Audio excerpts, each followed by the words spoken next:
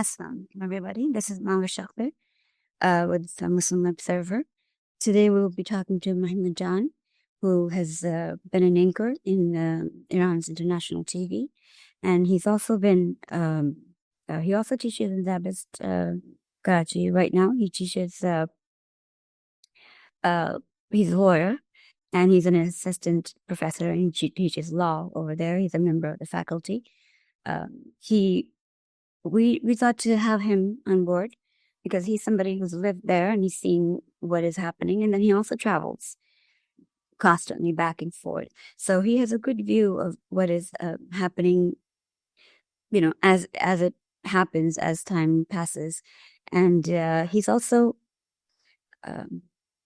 he teaches public speaking, debate, and critical thinking.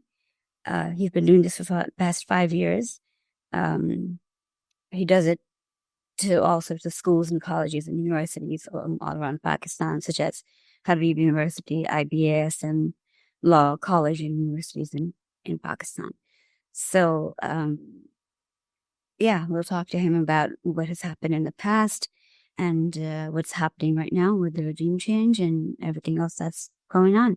We're really excited to have him, and let's get him on.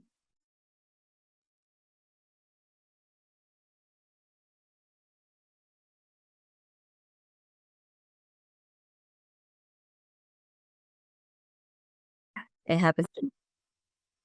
All right, so now it's recording. Happens to me a lot. All right. Assalamu alaikum, John. Thank you so much for being here. I really appreciate your time. Thank you for having me. Yeah. So today we will be talking about Iran, the crisis, and what's happened, and why we've gotten to the point that we have gotten to. Before we get there, let's do an introduction. So you have served 2 years as an anchor for Iran's international English language news channel, and you've now you are in the Zabist law faculty. Yes. Okay.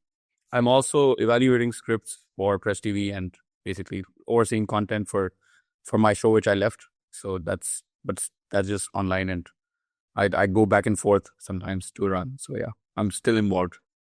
Yeah. You're still involved in Iranian activities. Okay. And then you also do take classes, or give classes or take courses in public speaking and debate, critical thinking. Are those courses that you give to universities and like IBM, Habib University, and such? I'm an assistant professor at Zabist. So I'm teaching law. I'm teaching jurisprudence, philosophy, which is the philosophy of law. And I'm also teaching public law, which is related to how the government affects individuals. I'm also teaching critical thinking. I've taught at many schools, many institutions. I've given sessions at IBA, Habib University, SM Law College. And I'm also a public speaking trainer. So I teach students in debates, parliamentary debates, MUNs. And yeah, that's pretty much it. All right. So what we will be talking about is your connection with Iran. And we want to start with, because in the Pakistani community, we obviously don't really worry about what is happening in a country until there's some kind of upheaval. Something happens. A whole lot of people die, unfortunately, but something big happens. So what I want to ask you is the background of of this moral police, or what they call them, guard. Just a short background, because we didn't know who they were, what their purpose was. Sure. Earlier, before the revolution, you had this king, Raza Shah Pahlavi. And Raza Shah Pahlavi, his father, Mohammad Pahlavi, they instated policies which were pro-Western, because Iran was US's main ally in the region. So one of the neo-colonial policies of the United States and of the West were to basically assimilate the Iranian population with the culture of the United States and the culture of the West. So many reforms were made, many policies were enacted whereby the Iranian people were basically they were pushed towards westernization. And obviously, I mean, it's something that did happen before the revolution. But we saw a revival of Islamic ideology, Islamic theology, and there were a lot of economic problems in the country as well. So there was a revolt against the Shah, because Shah was pro-Western, and then Iranian population, especially led by two groups. There was one Tudeh party, we call it Tudeh, and then there was one liberal party, and then there were the Islamists, right? And the Islamists were leading the protests because the population was with Ayatollah Khomeini, who was the leader of the contemporary Iran, the modern Iran. And the revolution happened in 1979. And after which, obviously, when you have a consensus of people, when you have people who want the reinstation of Islamic policies, the morality police was basically created after the revolution, because obviously there were people who were still pro-West, and the idea was sort of to get those people back to, it was after a few years it became forcing those people back to the original roots. But the idea was that the morality police would sort of have soft power, and they would basically guide people as to, not wearing inappropriate clothing. It's not hardcore hijab per se. So Iranian women or men are not required to have a veil over their face, or have their face covered, but there's a dress code for men and women which was instated. So men couldn't wear dressing, men couldn't wear sleeveless clothes, right? And they can't wear clothing which is showing their feet above the knuckles. And women were required to wear something over their head, and basically not covering the whole head, but they could wear it till here. And you might have seen pictures and videos where it's relatively it's not that hardly enforced over there. And so people were the morality police would enforce the dress code. And during Ahmadinejad's time was I believe the one before Rouhani. These policies sort of got more and more active, and there was a hardcore stance by the government, because obviously a hardcore conservative government was elected in Iran during that time. So the morality police sort of was brought in again as a way to fight the Western influence, because you see Iran's geopolitical dynamics are a bit different from other countries around the world. Iran sort of has been under the eyes of the West since the revolution, and US, UK, France, Germany, all of these countries, even Russia during Iran-Iraq's war, these countries have supported the parties which are fighting against Iran, and they have been, trying their best to destabilize or take over the country. And I'm not speaking from the perspective of the government right now. I'm just telling you what I've observed, and I feel that morality police was sort of crucial in terms of fighting that influence, fighting that westernization, which was constantly being pushed towards the Iranian people. So yeah, that's something that happened. And yes, there were times when the Iranian government took a hardcore stance, but there were times when they were lenient. So yeah, that's the history. And then you saw protests where people, after Mahsa Amini died, people started coming out, they started protesting. And yeah, that's the story behind the morality police in Iran. Okay. So so at this point, you did explain some reasons for why they would get strict and then lenient. But at this point, what changed where the protest and the push against that got so severe from the public? You see, there was a Kurdish woman, Mahsa Amini, and she was basically detained by the police for wearing inappropriate clothing. And now there are conflicting reports, right? Western media says that she was beaten, or that she. Sometimes they're not even clear, because they're disingenuous, because they know what's going on. So there are videos which prove that Mahsa was not beaten or tortured by the police. She basically had a seizure and died. She had a brain surgery early on, and she died. And there's a video proving that. But again, we can't be sure of. It's actually a bit complex because they don't believe it, because it's the government which is reporting that this happened, this is how it happened. But then the West says that this is not how it happened. This is how it happened. So yeah, during this time that Massa was killed, and or I mean, according to the West, she was killed, but according to the government, she died. During this time and before this time, there have been attempts to basically, uh, I don't know how to frame it in neutral words. There was an attempt to basically sway the Iranian people towards pro-Western stance. And we saw protests early on in 2013, 2014. And obviously, this has been ongoing through social media, through various news channels. You have Monotol, you have channels being run in Saudi Arabia and UK, which are Persian-speaking channels. And then you see that people are constantly, there's a campaign to basically encourage them to go against the government. So basically, the government took a hard stance, and yeah, the Massa Amini incident, which sort of triggered the protests. And I'm not denying that the protests never happened; they did happen, and there were pretty serious protests going on in Iran during that time.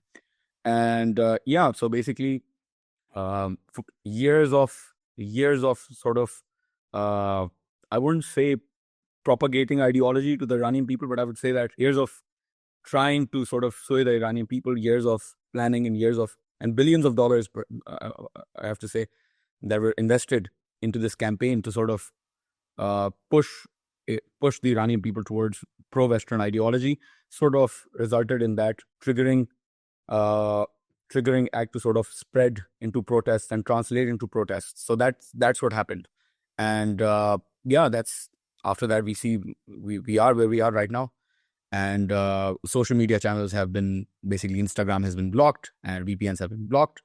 And yeah, it's a fifth generation warfare which is going on between Iran and the West, or Iran and the forces opposing the government. And so yeah, that's where we are right now. And the problem with this is that even Muslim countries take part in it without really considering all of the elements and understanding the details completely when it comes to Iran. And I feel that they do understand the details adequately. If you see the stance that Saudi Arabia has taken for years, or if you see the stance that other Muslim countries, I won't be taking names, Jordan, and I mean there are. It's not good to basically create a divide, and it's not nice. But West's interests are aligned with the interests of many of the Muslim countries, or Muslim population dominated countries.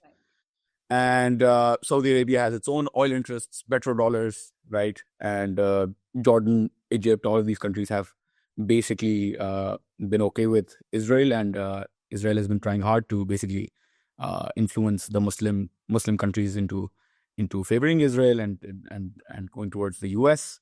So yeah, I feel that it is not something that is a result of ignorance. It is something that is a result of a planned strategy that is being implemented. And yeah, unfortunately, many Muslim countries do as well. I mean, they for their own interests, for their own larger interests, they do take part in the policies of the West. It's the dynamics today are they've changed. Saudi Arabia has changed as well, and I feel that things are going towards a better. They're going towards a better ending now. But I feel that yes, it has happened. So yeah. You had said earlier that Iran has always had a focus on it, like Iran itself, like all the countries have had a focus on it. What particularly did you mean by that? I know we talked about it a little bit, but just in detail. Well, you're talking about a place which is very strategically situated. So it's close to Russia. It's right at the. I mean, of course, there's oil. First, oil and gas cannot be ignored. So wherever there's oil, wherever there's gas, you see West coming in and sort of trying its best to take over the resources of the country. And so oil is one thing. Iran is an oil-rich country. It has one of the top three reserves of oil and gas in the world, and that is something that that West has wanted for itself. And we see later on when Raza Shah when Raza Shah's father was removed from power, you saw Mossadegh coming in, Mohammad Mossadegh, and Mossadegh was basically ousted by the CIA again because Mossadegh was nationalizing the oil refineries and oil, and at that time there was no Islamic ideology or the influence of Islam. It was just pure interests of one nation, resources of one nation being exploited. So Mossadegh was removed, and he was sort of killed by Western forces, and Raza Shah was reinstated into power. And so the West has, because of oil, number one, it has been very active in sort of pushing the propaganda. Number two reason is the Iranian Revolution, and now this is something that Saddam Hussein had feared for himself when the revolution happened. Arab countries, because they were monarchies, and Iran was not a monarchy. It was sort of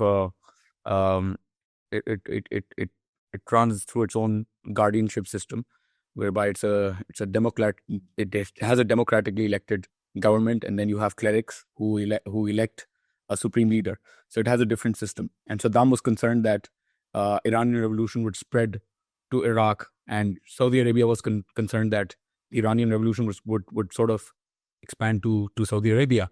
And these countries were, I mean, they were fearing that their power would be removed from power. So yeah, that's another reason why there's so much interest in Iran.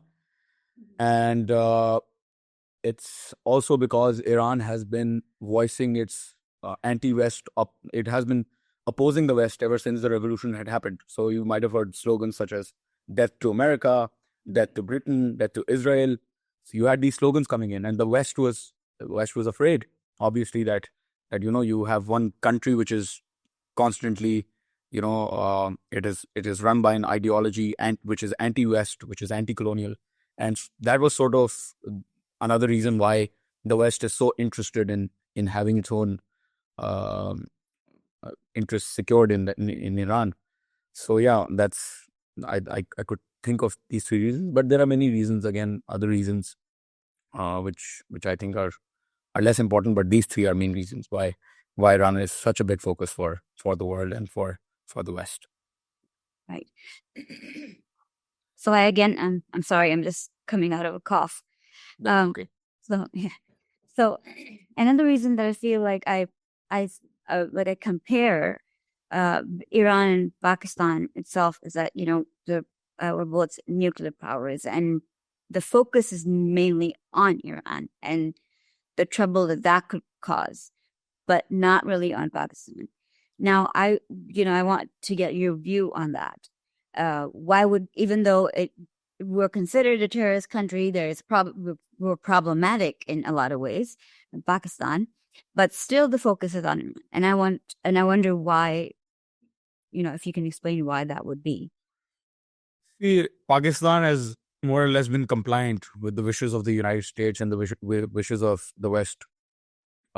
We have been the transit route for the United States in transferring arms and ammunition to Afghanistan when the Afghan invasion happened, when the NATO alliance basically moved into Afghanistan, and Pakistan complied with it. Pakistan basically provided its bases for NATO countries to basically go into Afghanistan and basically conduct operations in Afghanistan.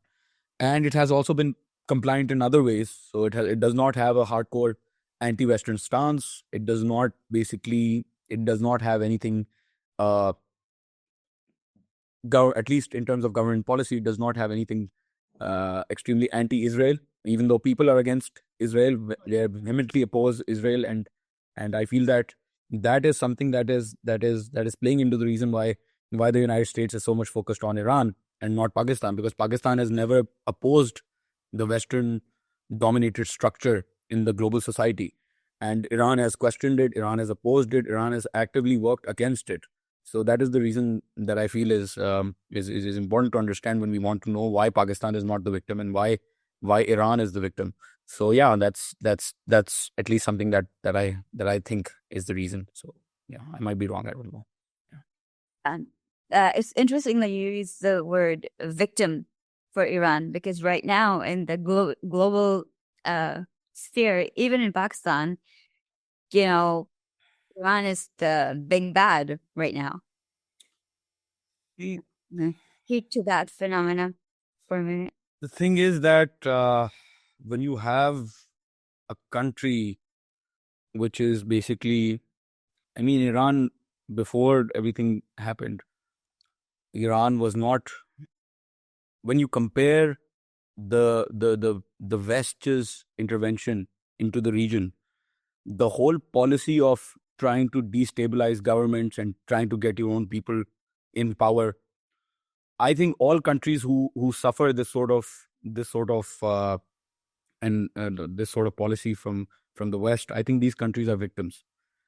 With regards to their own people, they might not be victims, but at least in the international scenario, when we talk about intervention and we talk about sovereignty, when we talk about issues that are, when we talk about some countries, some dominant countries trying to impose their will onto other countries, I feel that all of those countries are victims, because right to self-determination is something that is it is fundamentally required for countries in order to have a stable global society.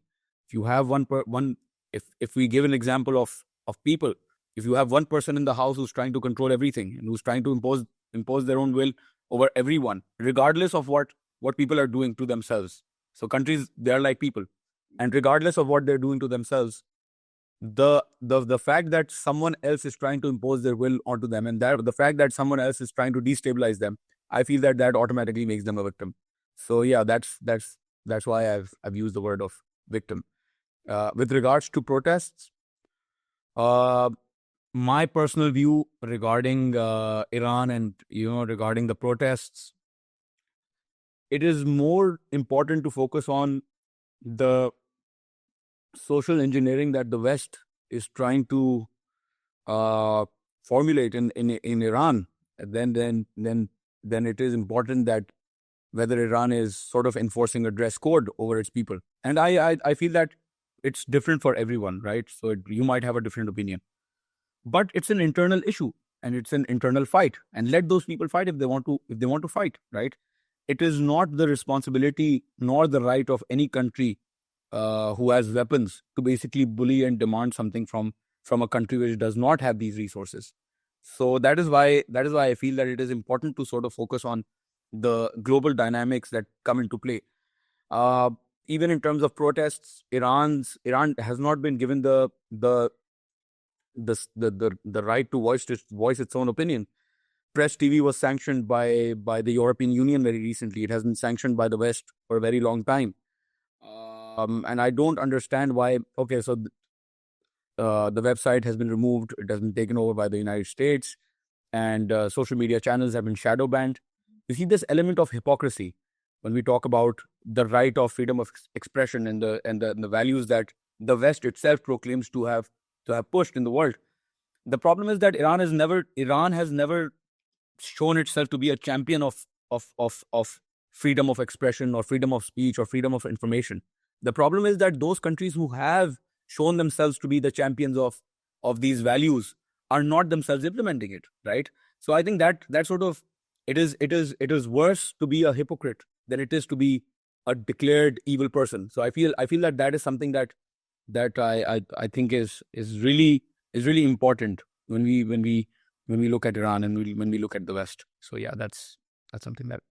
So like you said, we have news coming out of Iran through other channels, of course, that there's executions of protesters and male and female almost every day we hear about it. So what is now the protests about? There's still, I mean, the morality police has been disbanded, and there's, other changes happening. You think it's about, do you believe that these are about other changes that are taking place in the country and not about that? Or because people now are saying, people meaning the governments and the people in authority positions, not the public, because the public is just taking in the information and then passing it on to each other and just reacting to it. And so I wanted to know that, is it because people are not okay with, the Iranians are not okay with what they've been giving? Is it the, just even having a scarf lightly on your head is not acceptable? Or is it a change of regime that makes them feel like, yeah, we'll give our lives for it and that's fine, we don't care? So, okay, first moving on towards the executions element. Now, there's been a mass misinformation campaign that Iran is killing innocent people. Yes, executions are happening. We saw Mehdi Karami, Mohammad Mehdi Karami, and then Mohammad Amini, I think is the name.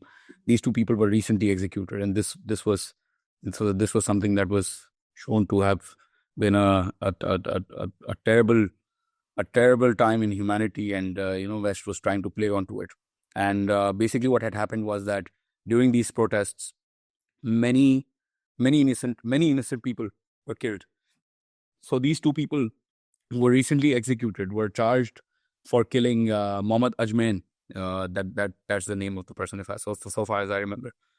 And he was one of the people who was related to the Basij force. Now, the Basij force is basically, it's a volunteer force which is consisting of the youth, and it's basically the people who hold a pro-Islamic ideology in Iran, and they basically, whenever there are protests, Basij and all of these other groups who are pro-government or pro ideology of the government, they basically come out as anti-protesters. And so executions have happened, but executions are not related to the campaign against hijab. They are related to the campaign against Iran altogether. So these people who were executed, they basically when you look, see, wherever there is any situation which is problematic for someone, foes and friends alike come and they take advantage of the situation. So during these protests, there were many people who were not even associated with they were not even focused on hijab. They basically wanted to take advantage of that situation, and many people basically joined in the protests to fulfill their own agendas. And you saw in Iran that many of the rioters, they were basically, many ambulances were burned, many banks were burned, many policemen were killed, many Basij force members were killed. And so, I mean, I don't mean to defend anyone. This is just, we need to have a complete picture of what's going on, right? And this information never came out because Iranian media is censored. I myself, when I was in Iran last week, I myself went to places where there were protests happening. And the amount of anti-hijab protesters, they were not, they used to come in sporadic, they used to come sporadically in groups, and they used to disseminate afterwards. And then you also had there were pro-government protesters who were anti-protesters. And so it's important to have complete information with regards to the executions. They're not happening as a part of enforcing the hijab rules. They're happening because Iran feels that people are trying to take advantage of the situation, and they're trying to basically, and they're killing people, and they're basically as the reason I cited for the execution of these two people. These two people were not the only ones, by the way. There were 40 people who knifed and who I mean, they purged onto the young Basij force member who was there. So I feel that executions, yes, they have been happening, and they have happened in this instance as well. but they're not strictly restricted to anti-hijab protests. And they're also happening in these policies in general are also for the people who are trying to take advantage of the situation. And that's whenever we want to understand. I think namaz is going on. I think azan is going on. So let's just wait. Wait. Yeah, right. Yeah.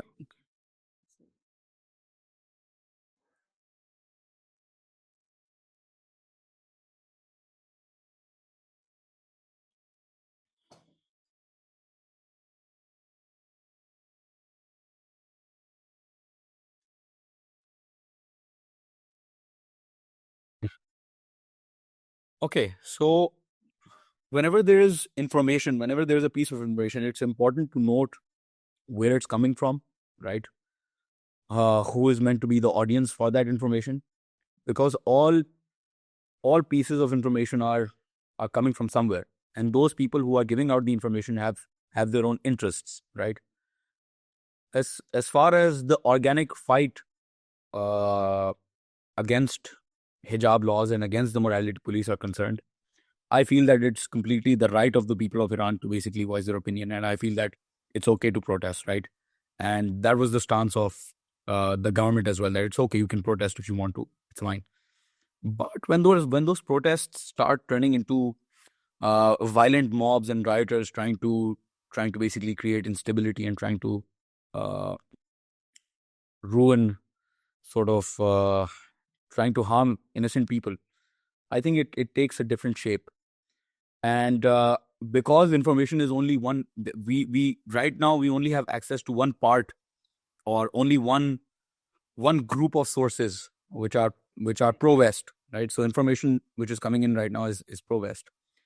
Most of the people don't know that there are huge protests which are happening against these protesters who are protesting against morality police and against hijab laws, because there are revolutionaries in Iran who do not want to remove hijab laws, right? I feel that personally, it's not. My opinion is that it's not the right of anyone to tell anyone else that you should wear this or you should wear that. That's my personal opinion. But all countries in the world have their own laws where they protect the social fabric, right, or the fabric of the society. You see, there are laws in France where they ban hijab, right? So they've banned hijab. You see places in Switzerland have banned hijab. No one bats an eye when Western countries who promote these free values and freedom of expression and freedom of speech. No one questions these governments who are actively working against people who want to put hijab on, right? And so all societies have an idea of of clothing, of dress code, and it's impossible for any society to not have these values, because all societies recognize and realize that there needs to be some sort of criteria whereby people are bound to basically follow a particular dress code, right? Because then the society would have no social fabric. If people just wear whatever they want to wear, it will be a problem, right? So there are see, for Iran it's different, for Germany it's different, for France it's different. And as to the question of whether it's anti-women, I don't think so. I have been stopped by many people in Iran for wearing clothes which they feel are inappropriate, right? So 3 years ago when I went to Iran and I was coming out of the gym, so I was wearing gym clothes, right? I was wearing shorts, right? And I was stopped, and they told me not to. Basically, they told me to cover myself, right? And that is something that I found to be unusual. Obviously, I was not well aware as to why that is happening, but the person really explained it to me that, see, we have our own values, and people don't really appreciate that someone is wearing something which is inappropriate. So if you could kindly change your dress code into a more appropriate fashion, it would be appreciated. After that, I understood that, see, people, they have their own idea as to what their culture should be and how their culture should be like. As far as the Iranian people are concerned, majority of the people have chosen to have this dress code imposed for the public. And yes, there are people protesting against it, but obviously when you have a majority which wants an Islamic sort of a system, even right now when I went to Iran, I could hardly find 2%, 3% people who were not wearing hijab altogether, right? And this is something which I feel is sort of disingenuously hidden by the Western media. And they have a dress code, and they're imposing a dress code, and the protests have exacerbated to a point where they've turned into riots. And this has happened not not primarily because it is an anti-hijab issue or an anti-morality police issue, but it is the issue of West's own interests, being protected in Iran. So at least that's how I view it. There was Ali Raza Akbari, the deputy defense chief in Iran. He was recently hanged, and he was the one who was giving out information of key Iranian scientists who were working on nuclear energy. And Iranian scientists, Iranian politicians, Iranian lawmakers. They have been killed. They have been bombed to death. You saw Qasem Soleimani was basically killed in Iraq on a foreign territory, and he was a general of a force. And it's sort of weird how we never question the acts of the West, and we focus on Iran. It's their personal matter. If people want to fight it off, they can fight it off. And I feel that I am not in a position to judge who is right here. It's a natural process. It's a democratic process which is taking place. And yeah, Press TV has at least covered it. They've covered the protests, the number of people killed, whatever is going on. The official news sources, so far as I've seen, have never, at least the international ones where I work, they've never tried to shadow, or they've never tried to hide whatever is going on in the country. And there has been relatively fair reporting. That is what I will say, because obviously, you can't always focus on what the anti-government forces are saying, but obviously you have your own independent team working to gather facts, and that team is allowed to basically post facts as it sees fit. So yeah, that's something that I observed there. And it's not sort of ethical to sort of focus on the fact that Iran has done this, Iran has done that, when you see that the West is actively trying to destabilize the country, and when you see that there are forces which do not care about the interests of the Iranian people, and are yet trying to actively put their interests forward, and actively trying to sort of get their way done. So yeah, that's my answer for that. Sorry, I hope I've covered the question. I don't. No, you did actually. You covered it really well, because I when this thing started, there was a lot of women have to cover, and this is because it focused on hijab rather than the idea of the morality police, and I didn't know what that was at that time. And that is what I was trying to understand, that it is not about hijab. It is not about, and if it was about hijab, everybody on social media everywhere was just like burning their scars, and, so that is what I was thinking about. Like, why aren't we not then talking about everywhere where women are free to wear what they want? But then why are we not focusing on, other countries like France and, everywhere else where they're going the opposite way? Let's just, if that's what you feel it's about.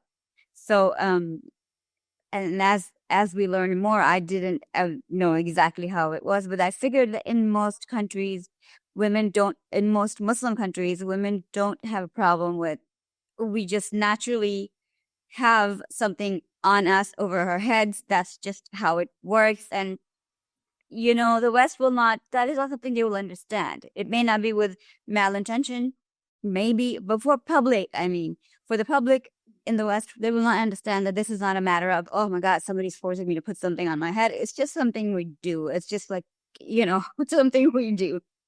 And to make a whole part of the world understand that this is not, maybe for some people it might be some women, but as a whole, this is not a by force thing where when we walk out, we grab a scarf and put it on. That is not a. Iranian women are relatively very progressive. So you have more women studying in university than you have men, right? And Iran's Iranian women are basically allowed to do whatever they want. There are taxi drivers, there are truck drivers, and there are, women spoke publicly, and you can, you see women riding motorcycles, and not in the fashion that Pakistani women sit on motorcycles. They sit just like men do, right? It's not a society where I would say that, public morality is sort of fixed on women trying to sort of fix themselves in the way that the public sees them. But it's the general overview of the Islamic ideology and the general social fabric, which is sort of, for men and women, it is sort of important for the government. So that's what I feel. As you said, it's not those countries which are working the other way. They're not focused on. Nobody Yeah. here.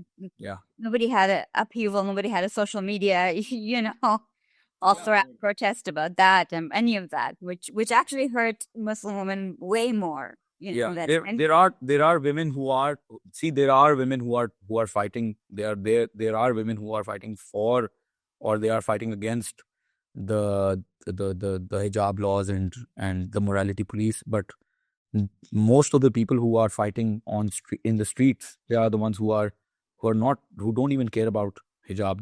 They're using hijab as an excuse to basically fight the ideology of the government. Because if you look at it that way, it's not by itself such a if you look at whatever's going on, the pattern has been consistent throughout years. People have protested, and it's not, sometimes the issue has been oil prices, sometimes the issue has been economics, sometimes the issue has been sort of public issue, or sometimes it's hijab. So maybe in a few years you will see something else, right?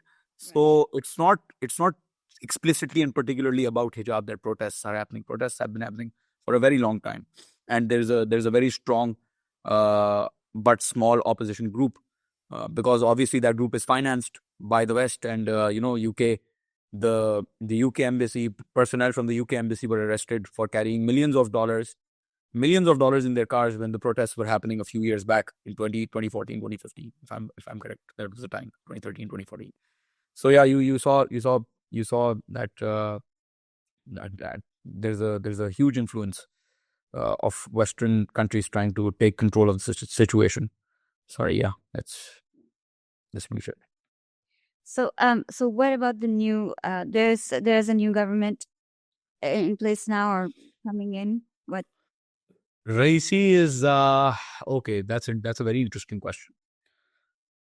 Raisi is a hardcore pro-Islam, not hardcore per se, not like Ahmadinejad, but it's a conservative government, right? And Rouhani's government was not conservative. They were trying to make amends with the West. He was trying to have he tried getting up with the P5+1 JCPOA agreement. And this government is a bit different because it does not align itself with basically having good relations with the West. And the West was the ones the US was the one who backed out of the Iran deal that happened in the previous government time. Trump backed out unilaterally, and Iran has been in compliance of the IAEA, International Agency for Nuclear Weapons and no, not nuclear weapons, but nuclear energy, IAEA. It is the key UN platform where nuclear raw material is monitored, and they are the ones responsible for ensuring that countries securely and safely disarm their nuclear assets. And Iran has been compliant with the IAEA, and the new government is conservative because of whatever happened with the previous government. So the previous government basically lost trust in the West, because when they tried to basically get on board, when they tried to basically make amends, the deal failed miserably. And so you have this new government, which is relatively conservative. It is conservative, and I mean, some people might say that it's not conservative, but I feel that it's relatively more conservative than the Rouhani government. So you have this government which is here now. It's conservative, and it's basically it does not trust the West and its agendas. So yeah, that's the new government is different, absolutely. the political system in Iran is rather complex. You have a supreme leader, but that supreme leader is not directly involved in operational policy or administrative policy. It is the president who is overseeing that issue, these issues.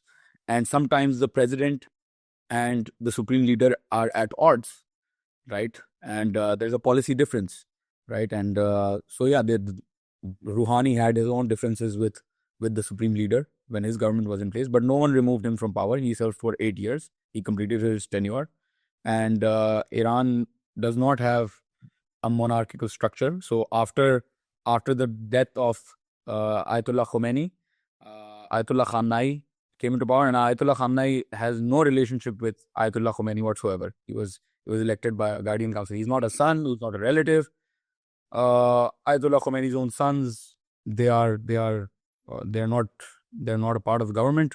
And yeah, that's the system is a bit complex, and we can talk about it for hours actually. But there's a guardian council, and there's a parallel presidential system, and there's an assembly of experts as well, and it's pretty complex when you talk about checks and balances, because everything is checking everyone else. So it's a sort of circular in a way.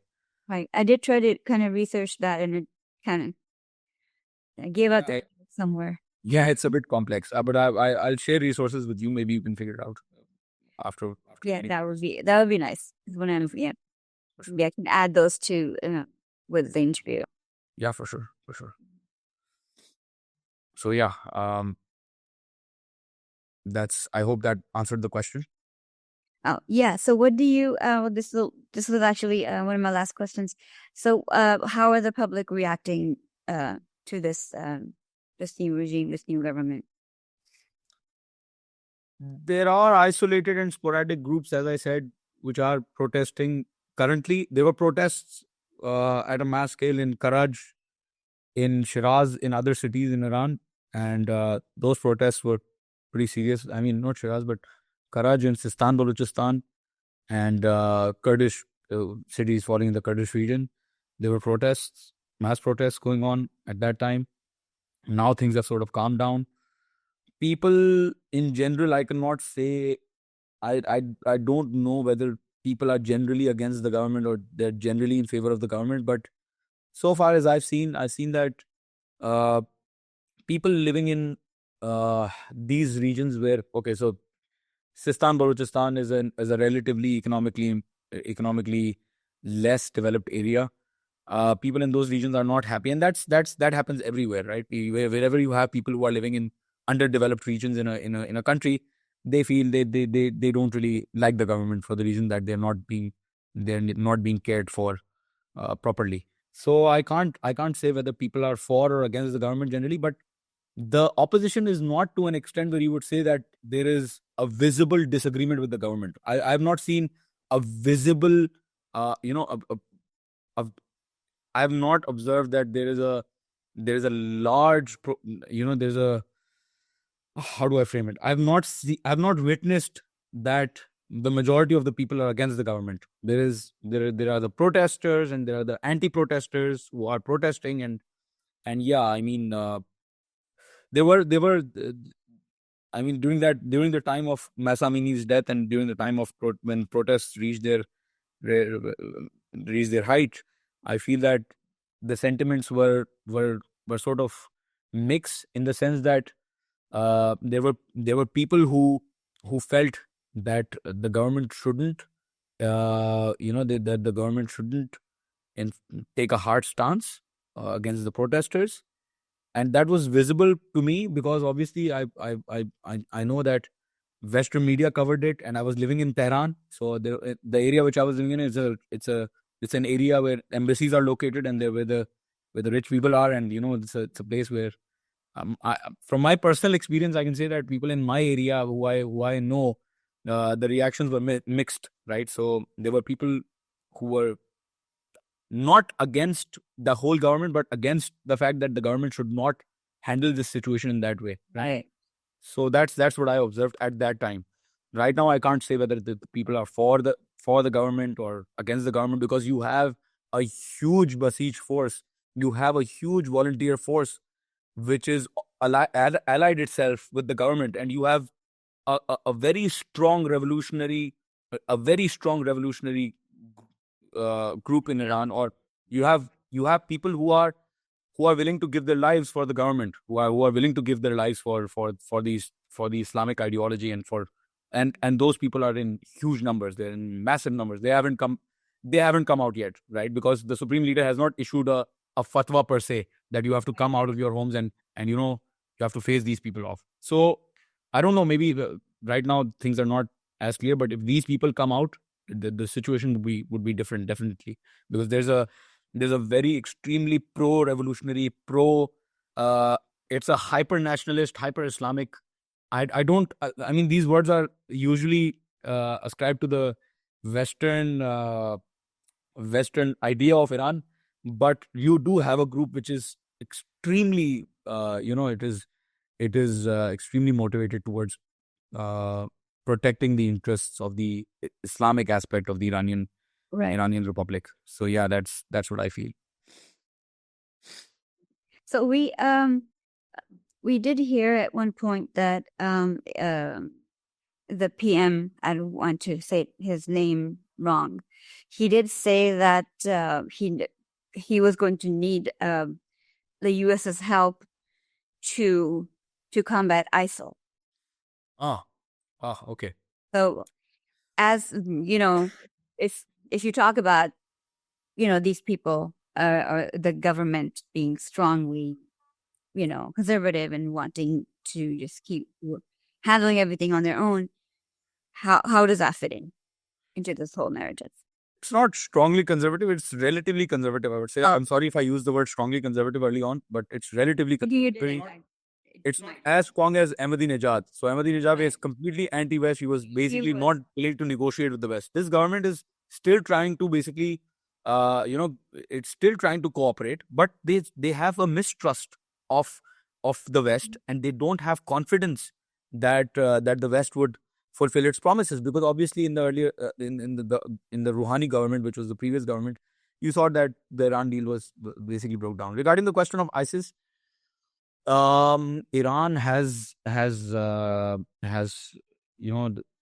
one of the reasons why ISIS, why Daesh could not take a stronghold or could not stick to Syria and Iraq was because of the Iranian fighters. See, when I don't know the exact statement that Raisi might have made in terms of coordinating with the US against ISIS, but Iran has, with the help of Russia and with the help of Iraqi volunteer fighters and Syrian volunteer fighters, it has basically played a fundamental role in removing ISIS from power. Now, this is something that, see, when you talk about the triangular aspects of the interests, the US, it is beneficial for the US that ISIS would take control of the region, because obviously they want to destabilize Iran, and then they need an excuse to come into Iraq and Syria and all of these countries, right? So it's not, and there is I can't tell you, but there are a lot of things that suggest to the fact that the US was actively trying to help ISIS, right? And it's not. I think it's not. Right now, things have changed. ISIS has gone away from Iraq and Syria relatively successfully. They have been pushed away. They might still be there in small groups, but Iran has basically worked more with Russia rather than US in tackling ISIS and ISIL. And you see Iraqi forces have the Iranian forces and the Iraqi forces have collaborated against ISIS, and they've been very successful in fighting this war. That's what I can say for sure. So we just have to kind of wait and see which direction this new regime takes and where we're going with this. Yeah, I mean, I think that it's already. Let's see. Yeah, I feel like nothing can be said for sure. But see, I don't think that the protests are a threat to the government, honestly, because I didn't see the I didn't see that the strength of the protests could basically topple the government. It's the Western media has largely exaggerated and misrepresented the facts on ground. I could not. I mean, personally speaking, I did not see much. I did I did notice that there were instances where people were protesting against the government, but not personally, but in terms of um, gathering information and in terms of reporting incidents. There were incidents, but they were isolated and sporadic, as I said earlier. So I don't think the government is going to get much affected by the protests happening. In parallel, a lot of other things are happening in Iran, which are which are of serious concern. So you have sanctions, crippling sanctions, which are basically people are it's very basic medicinal equipment and uh, basic critical resource for infrastructure development is being withheld because of sanctions, and people are suffering as a result of Western sanctions. I think that might be an issue which the people are more concerned about, and that's something that might change the fate. But not. I feel like there's not much credibility to the fact that Iran's government is going to get toppled, or Iran's government is under threat, because there are a lot of other things that are still in picture, and the realities of the Iranian people are quite different. What again? It's because of the Western media, because because people don't know the facts on ground. They just show you one side of the picture, and the other side is never shown. So I feel like yeah, things are getting back to normal there. Uh, but let's see. Again, who knows? God knows best. Right. Just have to wait and see. And let's talk about the sanctions. That's an important point, that when people are suffering, public is suffering, there's more unrest in Absolutely. in minds of the people, and then it is difficult to do Absolutely. things, and life is Absolutely. difficult in general. So Yeah. that makes it I won't. Yeah. Sorry to. I won't say that everyone is happy with the government. Again, there are grievances because of sanctions, because of a lot of economic problems. And this is a tactic of the West deliberately to try to sway the people against the government by putting economic pressure.